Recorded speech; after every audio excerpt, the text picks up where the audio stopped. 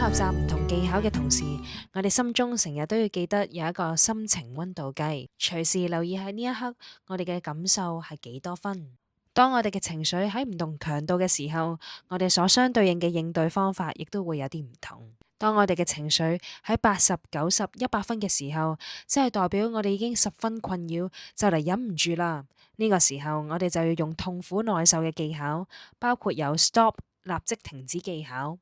TIPP 改變身體化學嘅反應，同埋以六感嚟到自我安撫。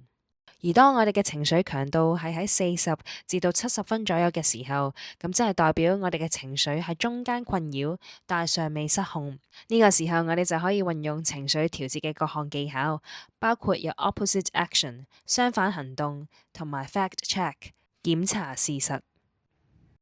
而當我哋個人有少少困擾，但係整體都係安好嘅時候，即係講緊0至30分左右，我哋就可以運用人際效能技巧啦，包括有 Dear Man 如你所願同埋 Give 維持關係。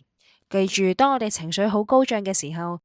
我哋需要做嘅係先調節好我哋嘅情緒。當我哋情緒好高漲，可能有時候啲人際效能嘅技巧都未必用得着，亦都未必係一個適合溝通嘅時機。記得要好好運用智慧心，隨時去觀察下心情溫度計嚟到幾多分，並且使用合適相對應嘅方法去應對。